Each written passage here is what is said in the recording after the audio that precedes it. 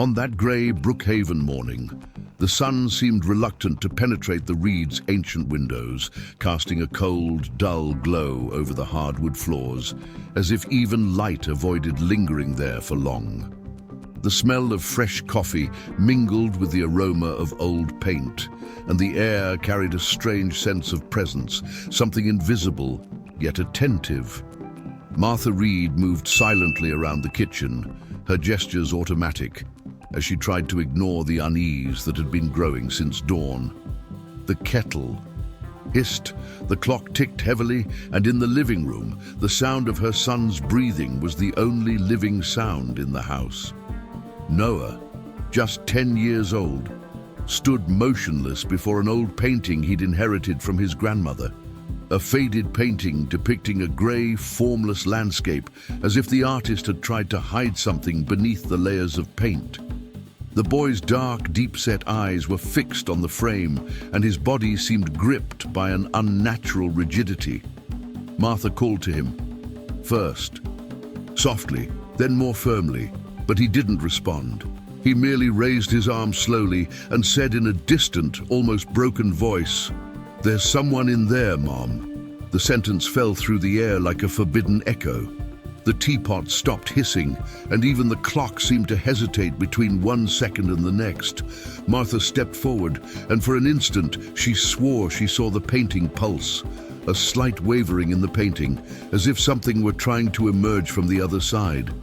Noah, now, with tears in his eyes, whispered, "She's looking at me." That night, when the wind blew again and the house was plunged into darkness, Martha realized that the painting was not just an old heirloom. It was a window that should never have been opened. But after all, what was really trying to get out of there? A memory, or something much more vivid? If this story intrigued you and you want to find out what comes next, subscribe now and leave a like. Because some secrets, like this one, only reveal their truth to those who have the courage to keep listening. Noah Reed had always been a different boy, and perhaps that was why the world around him seemed too big for the silence he carried within. He lived with his mother, Martha, in an old house that exuded history in every corner. The wooden floors creaked as if whispering secrets, the doors moved in the wind, and the walls, covered in layers of aged paint, held memories of times he had never lived. It was a house inherited from his grandmother, a woman of deep faith, but who had left before Noah could even write his own name. Since then, that home had become both a refuge and a boundary for the small Reed family. Martha worked as a nurse at a city hospital, leaving before dawn and returning almost always after sunset. She cared for lives that weren't hers, leaving her own on hold. Even exhausted, she tried to be present, but there was a weariness in her eyes that the boy recognized, the kind of fatigue that comes not from the body, but from the weight of facing the world alone. Noah understood more than he let on. He never complained about loneliness, simply filling the voids with drawings, books, and long moments of observation. While the other children played ball in the street or yelled at each other after school ended, he sat by the window, sketching the trees in the yard or the quiet street. He had a peculiar way of seeing things. He noticed details others overlooked, the way light filtered through cracks, the sound of the wind changing direction, the smell of rain before the clouds formed. Martha used to say her son had an old soul, and perhaps he did. There was something in his gaze that blended innocence and melancholy, as if he sensed what others pretended not to see. At school, his teachers considered him too reserved, a boy who thought more than he spoke. He was polite, intelligent, and discreet, but distant, as if he inhabited a world of his own, invisible to the naked eye. On weekends, when his mother cleaned the house, Noah would silently watch her. He liked to watch the way she looked at certain objects, the family portraits, his grandmother's china cabinet, the old letters stored in shoeboxes. It was as if they both knew the house held something unresolved, and though they never said it out loud, they felt the presence of something there, something breathing alongside them. At night, the boy would often wake in the darkness and walk to the living room. The painting was always there, hanging in the same spot, watching him back. He would stand still for minutes, studying the lines, trying to understand what drew him so much to it. Sometimes he thought he could hear breathing coming from there. Other times, it was just the rhythmic ticking of his grandmother's antique clock, marking the hours that seemed to stand still. And it was on one of these silent mornings that Noah began to sense that something was about to happen. Something big, invisible, and inevitable, like the air before a storm. But the first sign would not come from sound or sight. It would come from a simple drawing. The next morning, the sky was overcast, and the smell of coffee mingled with the bitter perfume of old paint. Noah, sitting at the kitchen table, scribbled silently on a yellowed sheet of paper. He sketched the living room, every detail faithful to reality. The worn leather sofa, the faded rug, the grandmother's clock on the wall, and, in the center, the painting that dominated the room. Martha watched from afar, drying her hands with a cloth, as he traced the lines with almost adult precision.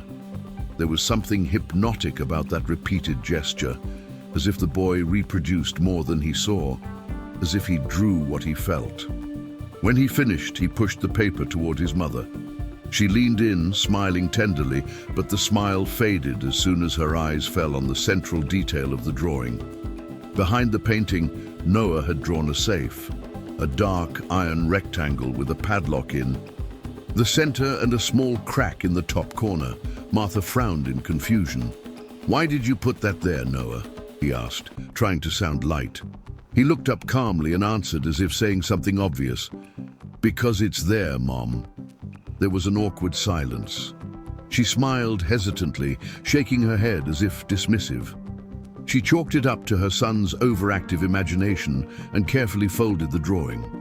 But when Noah left the table, something inside her remained restless.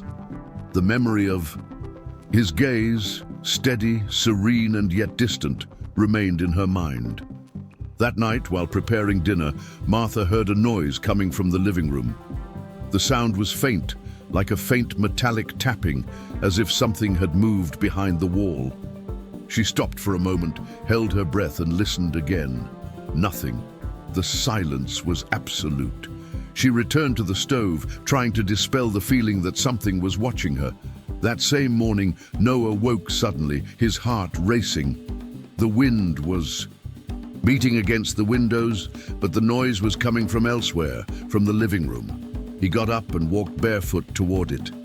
The cold floor, the sound of his grandmother's clock ticking away, and the painting, always the painting.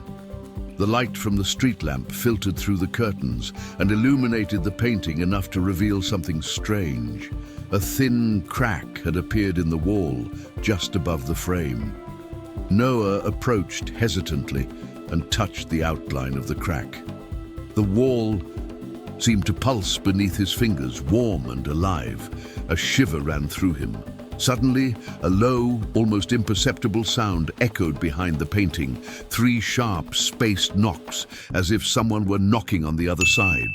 He stepped back, panting, and stood in the middle of the room, staring at the painting as if facing a secret about to awaken. The boy knew no one would believe him, and perhaps that's why he remained silent. But deep down, a certainty began to grow. That painting was not just a memory of the past. It was a calling.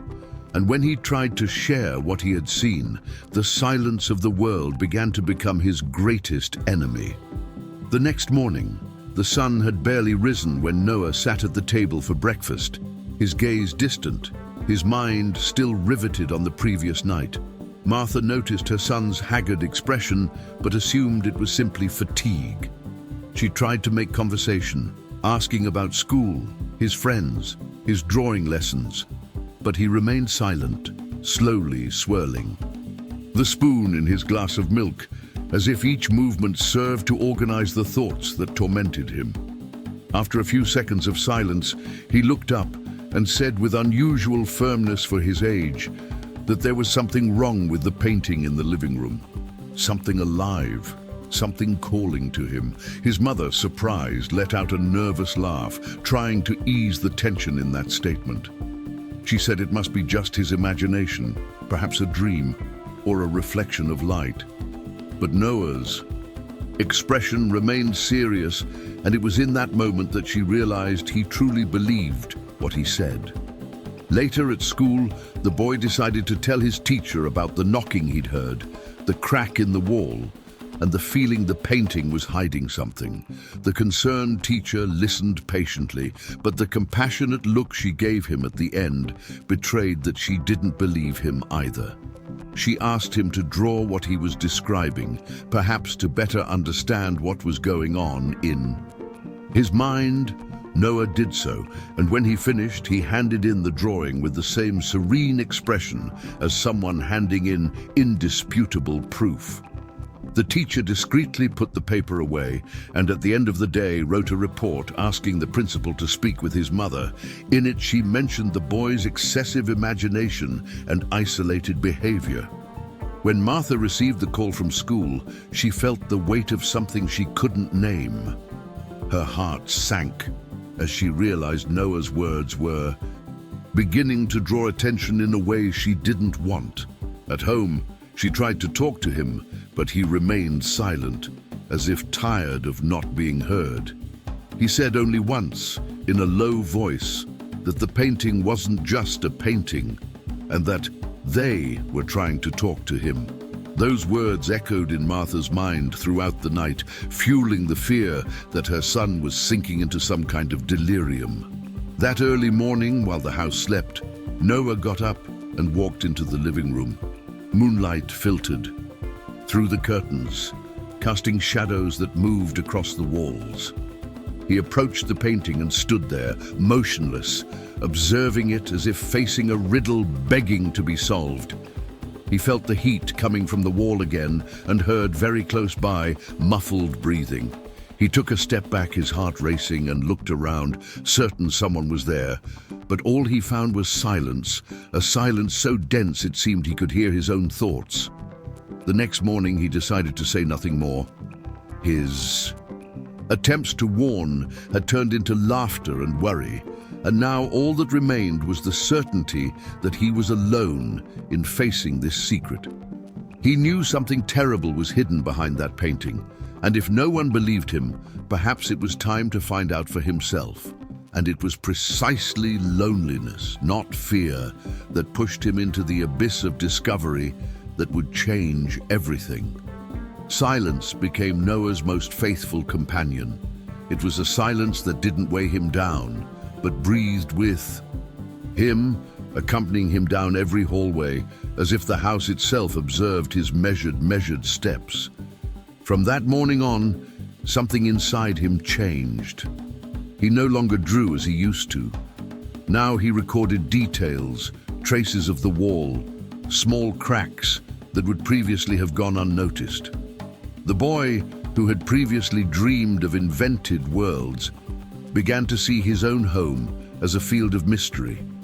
And in every glance, there was a silent question. What exactly was hidden there? At night, when his mother left for shifts, Noah would sit in the living room, the dim light from the lamp illuminating only half the room. He watched the painting with the patience of someone waiting for a sign, and it came. One early morning, he heard the metallic sound again, not from inside the painting, but behind it, a muffled rhythmic sound, as if a heartbeat were inside the wall. The boy, overcome by a mixture of fear and courage, slowly got up, holding the flashlight he always kept under his bed. The light trembled along with his hands, casting shadows that seemed to dance across the painting's ancient surface. He moved closer. He ran his fingers along the frame, feeling the rough texture of the wood, until he touched the cold wall. There was a subtle vibration there, like a humming sound that traveled through the concrete and reached his fingertips. Instinctively, Noah gave a gentle push and heard a crack. A tiny piece of plaster broke away and fell to the floor, revealing a metallic sheen beneath. The peeling paint. His heart raced. He knew he'd found something, but he still didn't understand what. She ran to her grandmother's room, where old objects were still stored. She rummaged through the dresser until she found a small film camera, a piece of equipment her grandmother used at family parties. The device still worked. Noah, unable to explain why, decided to record everything. He turned on the camera, positioned it on a chair, and began filming the painting, the wall, the cracks, the small fragment of metal. He spoke little, almost nothing, but his heavy breathing betrayed his nervousness. Around 2 a.m, he heard footsteps on the porch. The sound was slow, rhythmic, and lasted only a few seconds. He turned off the flashlight, his heart racing. The noise stopped. Outside, only the distant sound of a train crossing the city. When he looked back at the painting, he noticed something different. The camera's reflection captured a slight movement in the lower corner of the painting, as if the canvas had expanded for a moment, breathing. Noah blinked several times, certain he was imagining it. Even so, he slowly approached, and as he pressed his ear to the surface, he heard something he would never forget. A faint, hoarse, distant voice whispering his name. He fell back, terrified, the flashlight spinning on the floor. He stood there for long seconds, panting, trying to understand if he had really heard that. The dark room seemed to shrink around him, and suddenly, a certainty welled up deep in his chest. That voice wasn't trying to scare him, but to ask for help. Noah swallowed his fear and decided he would return the next night. For the next few days, he feigned normalcy. They went to school, had dinner with his mother, listened to her talk about the patients, but inside, he burned with the desire to discover what lay behind that painting. On the 3rd night, he returned with the flashlight and a screwdriver. He approached the wall, his knees trembling, and began prying at the corner of the painting. The wood gave way, revealing an opening covered in dust and cobwebs. When the flashlight's beam touched the interior, the metallic gleam returned. He leaned closer and saw the rusted structure of a safe embedded in the concrete. Noah gasped, sweat pouring down his face. It was true. Everything he'd felt, everything he'd seen. It wasn't his imagination. There was something hidden there, and now the secret pulsed before his eyes. For a moment, he considered telling his mother, but the memory of when no one had listened made him back away. He knew he had to prove it, to show her the truth with his own eyes. So he turned off the flashlight and backed away slowly, resolving to return the next morning when there was natural light and enough courage to open what he had found. But what Noah didn't know was that at that very moment across the street, someone was watching him through the lit window, and that shadow was about to, enter his life in a way he could never have imagined. Because sometimes discovering the truth is the first step to awakening something much more dangerous. The next morning, pale light filtered through the cracks in the window and fell on Noah's face. A disturbing reminder that the previous night had not been just a dream. The boy woke with his heart racing, the voice that had called to him still echoing within his mind as if it wouldn't let him fully return to reality. He sat on the edge of the bed for a few minutes, watching the dust particles dance in the light, trying to convince himself it had all been his imagination. But something inside him, a silent, insistent feeling, told him otherwise. He knew something was there, hidden, nearby, waiting to be discovered. Martha, already ready to leave for work, noticed her son's pale expression and asked if he was okay. He simply nodded, not daring to tell her how he felt. He remained home that morning, alone, torn between fear and the curiosity that consumed him. He walked slowly to the living room and stopped in front of the painting. It looked different, the colors darker, the frame covered in a thin layer of fresh dust. Noah took a deep breath and touched the wood. The sound of friction, combined with the creaking of the wall, made him recoil, but something inside him pushed him back. He dug his fingers into the edge of the painting, pulled hard, and heard the sharp snap of something coming loose. The plaster gave way, revealing, behind the wall, the rusted edge of an ancient safe. For a moment, Noah stood frozen, staring at the rust-covered metal, unable to decide whether to flee or keep going. He considered calling his mother, but remembered her usual disbelief in the face of his fears. He picked up the phone and dialed the number of Officer Parker, who had left a card in the neighborhood months earlier. The man's firm voice reassured him. Minutes later, the distant sound of a siren broke the silence of the street. The officer entered cautiously, studying the painting and the boy beside it. Noah pointed to the wall, and Parker, with precise movements, removed the rest of the painting. The sound of plaster breaking echoed like the crack of old bones. The safe, embedded and covered in rust, looked untouched for decades. Using a tool, the officer forced the lock until, with a metallic clang, it broke. Cold air escaped, permeating the room with a damp, ancient, almost funereal smell. Inside were yellowed letters, black and white photographs, and a small wooden box wrapped in duct tape. Parker opened one of the letters and read quietly. The text spoke of a crime that had occurred in 1962, a young white woman murdered and a black man wrongly accused.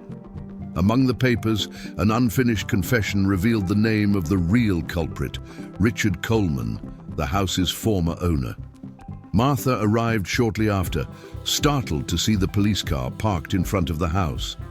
She found the police, officer and his son, standing in front of the open safe. Hearing the explanation, she covered her mouth in astonishment. Noah, however, watched everything silently, his gaze fixed as if he already knew what they would find. It was as if the voices and sounds of those nights had guided him there. Parker gathered up the material and assured her the case would be reopened. Before leaving, she placed her hand on the boy's shoulder and told him he'd done something important. But as the siren faded, into the distance, Martha noticed a motionless figure across the street through the window. An elderly man in a dark hat, watching the house with cold attention. He stood there for a few seconds, then turned and disappeared into the trees. Martha shivered but said nothing. Noah, however, saw him clearly, and what he found in that look was something impossible to forget. Fear. And perhaps, deep down, he was right to be afraid. Because what the painting had revealed was not just the echo of an ancient crime, but the awakening of someone who had never stopped watching. In the days following the discovery of the safe, the atmosphere inside the Reed household became unbearably tense. Martha tried to act natural, but there was a contained fear in her eyes, something even her calm voice couldn't disguise. She silently understood that it wasn't just a memory of the past they'd unearthed, but something alive, a secret that seemed to watch their every move. Noah, though calmer on the outside, kept his gaze distant, as if part of himself was still trapped within that wall, trying to comprehend what he'd truly freed. On Thursday afternoon, the sound of 3 firm knocks echoed through the house. Martha hesitantly opened the door and found a tall man with rigid features and a cold expression. He wore a worn overcoat and held a hat in his hands.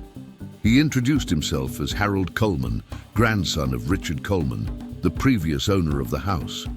His voice was too calm, laden with something that sounded like a threat. He said he had heard about the police visit and wanted to understand what they had found. Martha responded cautiously, claiming she didn't know many details. Harold took a step forward, examining the wall where the painting had once hung.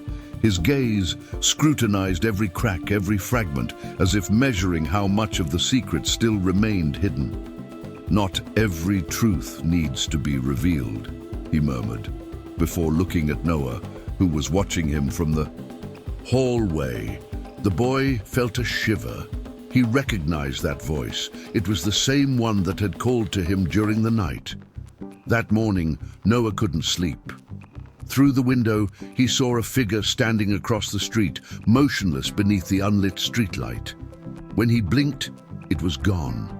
The next morning, Parker returned, saying the case involved influential people.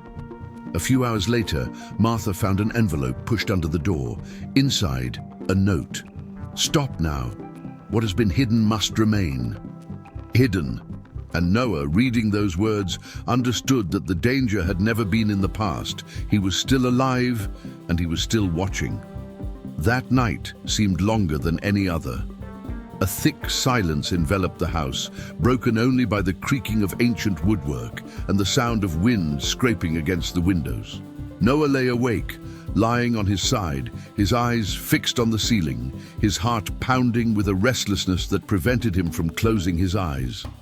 The note Harold had left, still, haunted his thoughts, and something in him told him this was no ordinary threat. It was a warning from someone who knew exactly what else lay beyond the wall. He got up silently, put on his socks, and walked into the living room with the flashlight in hand. The yellowish light illuminated the dust particles dancing in the air. The empty space where the painting had once hung seemed to beckon him, and the sound of his grandmother's antique clock ticked away as if pushing him toward the unknown. Noah approached the wall and for the first time noticed a narrow slot inside the safe, just below where Parker had removed the documents. He ran his finger along it and felt a loose piece of metal. His heart raced. With a small snap, he managed to open the hidden compartment, and a scrap of old cloth fell at his feet. Inside, carefully wrapped, was a yellowed sheet of handwritten paper, the handwriting shaky and stained with age. Noah shone his flashlight on the paper and hesitantly read the first few words. "I confess I lied. That man was innocent and it was my fault. May God forgive me." It was the confession of Richard Coleman, the real culprit. The letter spoke of a night of rage, an accidental death, and a cover-up plot hatched with the help of other influential men. There was mention of bribed witnesses and falsified records. Noah read each line with trembling hands, feeling the weight of something that didn't belong to him, but that had now chosen him as its messenger.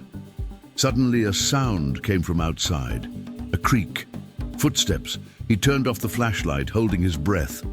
The noise was slowly approaching the living room door. A beam of light pierced the curtain. Someone was there, watching. Noah remained still, the paper crumpled between his fingers, until silence returned. He ran to his room, put the letter back in his sketchbook, and lay down, pretending to sleep. The next morning, she showed the letter to her mother, who could hardly believe her eyes. Martha held the paper with trembling hands, tears streaming down her face as she whispered that this would change everything. Noah, exhausted, simply replied, "I needed to find the rest, Mom." He wanted to be heard. But what neither of them knew was that this confession would not only bring justice, it would bring to light a web of secrets that living people still fought to protect. And when the truth spilled out of the walls, it began to echo throughout the city. But not everyone was ready to hear it. That afternoon, the sound of sirens echoed again through the narrow streets of Brookhaven. 2 police cars pulled up in front of the Reed house, and this time, neighbors crowded the sidewalks, curious. Officer Parker entered with firm steps, and Martha, still trembling, handed him the yellowed envelope. Richard Coleman's confession was there, intact, written with the ink of guilt and the weight of a crime forgotten by time. Parker skimmed the first few lines, brow furrowed, and knew this wasn't just a clue. It was the unraveling of a lie that had sustained the name of a powerful family for over 40 years. Noah watched from the stairs, sitting in silence. The boy watched the police officer photograph, collect, and record. With each click of the camera, it seemed like a new layer of dust was being lifted from the past. Parker promised to immediately take the document to the department and reopen the case. Martha, still in shock, thanked him with tears in her eyes. There was relief and fear in equal measure. The next day, the local news was already splashing headlines. Confession of racial crime resurfaces after decades. Boy discovers evidence inside ancient wall. Noah's face was not shown, but his name began to circulate among reporters and curious onlookers. People knocked on the house's door, cameras appeared at the gate, and the sound of flashes became part of the routine. The case gained momentum, and with it, the discomfort of those who still wanted silence. Among the letters, police found the names of accomplices, businessmen, politicians, and a local pastor, all linked to the old crime.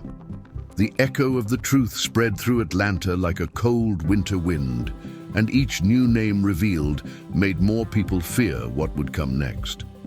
Harold Coleman, the killer's grandson, disappeared for a few days, and fear settled in the Reed family. Noah noticed his mother locking the doors more carefully, that the lights in the house stayed on late, and that Officer Parker now parked his car on the corner, keeping a discreet watch. Even amidst the turmoil, the boy felt a strange emptiness.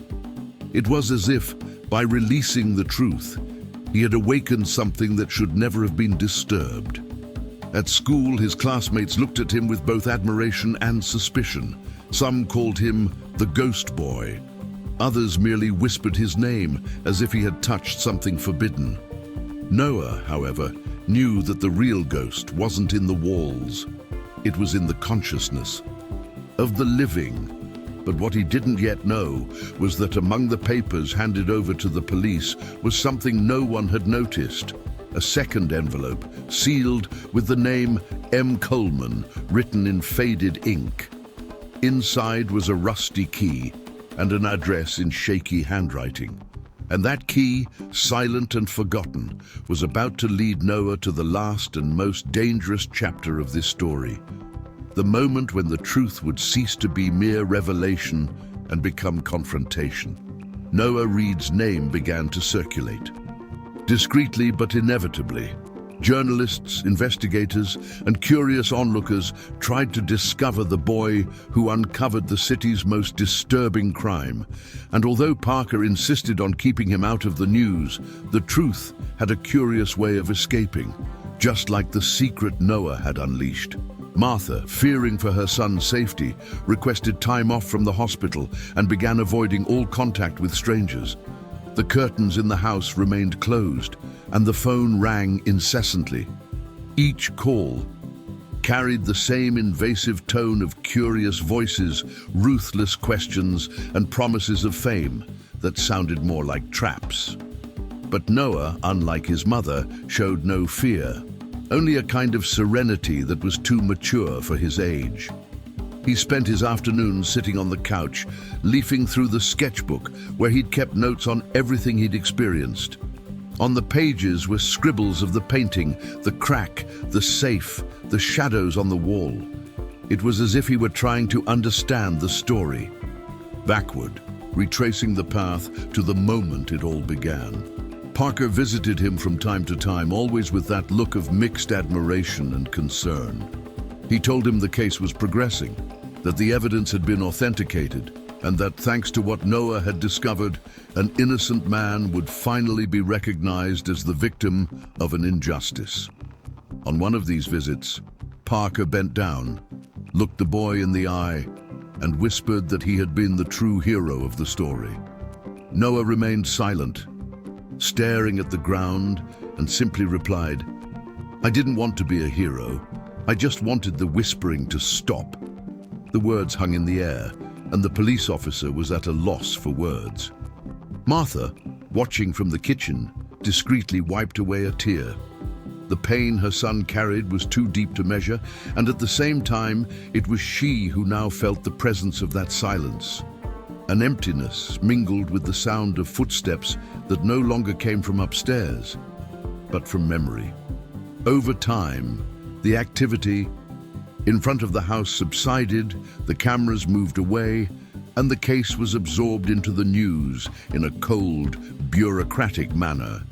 The world, as always, moved on. But inside the Reed house, nothing really returned to normal. Noah still woke at night and stared at the spot where the painting had been.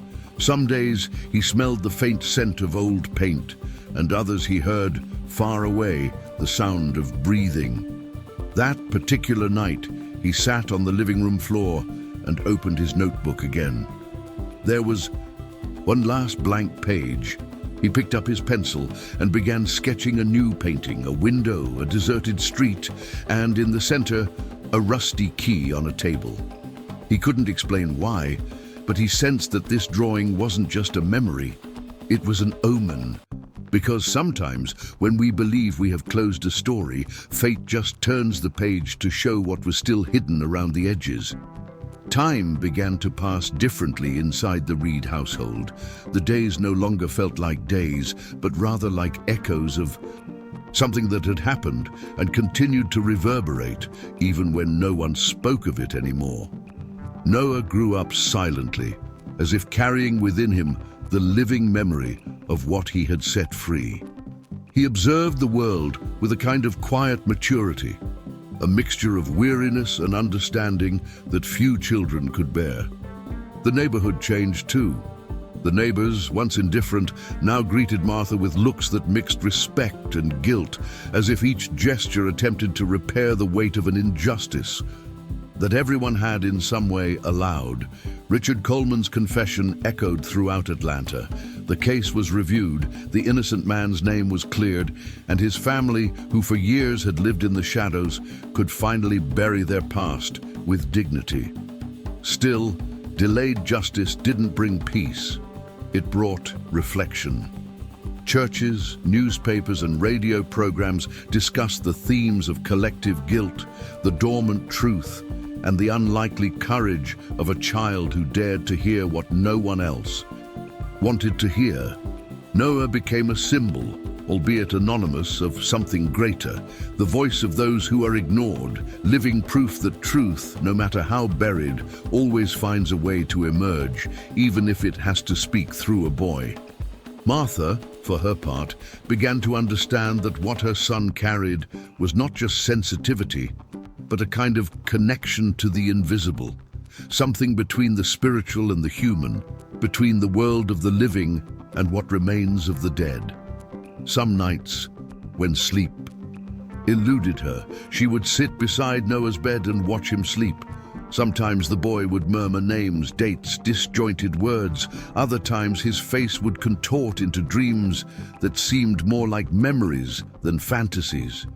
And Martha, seeing him, understood that certain souls are chosen not for comfort, but for the weight of revelation. One day, while out shopping for groceries, she passed the pastor of the local church, who greeted her and said in a deep voice that God chooses the little ones to carry the great truths. Martha simply smiled sweetly, but inside she felt a deep chill, the same chill that precedes something that is about to happen. Because deep down, she knew the story wasn't over. There was something unfinished, a link that still pulsed between what had been revealed and what remained hidden, something silently waiting to be awakened. One night, Noah dreamed of the painting again. In the dream, the painting was back on the wall, intact, and behind it, the familiar tapping sound echoed again. He walked over, touched the frame, and saw a new crack appear on the surface, not in the same place, but a few inches below, as if a new truth was trying to emerge. When he woke, his heart was pounding, and he had the feeling that something somewhere in the city had moved. Noah looked out the window and noticed something different, a light on in a house that had always been empty, just around the corner. He watched for a few seconds until he noticed a shadow slowly. Across the curtain, the boy took a deep breath and a shiver ran through his body, because the truth, once set free, is never content to rest. It always finds a new wall to whisper its secret behind. Winter arrived silently in Brookhaven, covering the streets with a mist that seemed to erase the outlines of the houses and dilute the colors of the neighborhood. Inside the old Reed residence, time seemed suspended, as if the air still carried fragments of the past. Noah was different, grown up, but with the same serene and attentive gaze. He spent his afternoons sitting by the window, watching the light change, the tree branches bend in the wind, and the world go on.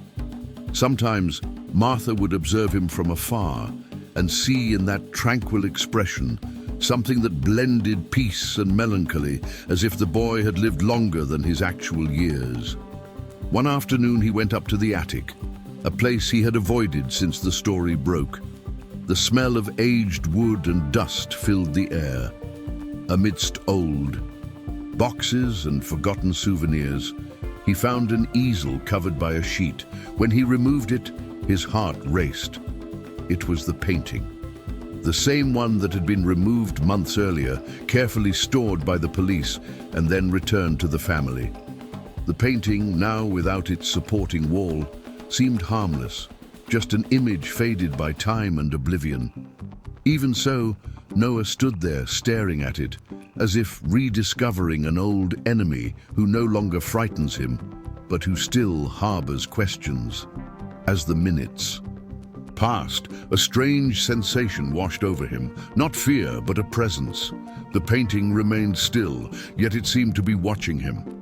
Noah approached slowly, touched the worn edge, and whispered, as if speaking to someone invisible, "I heard you. I did what you asked."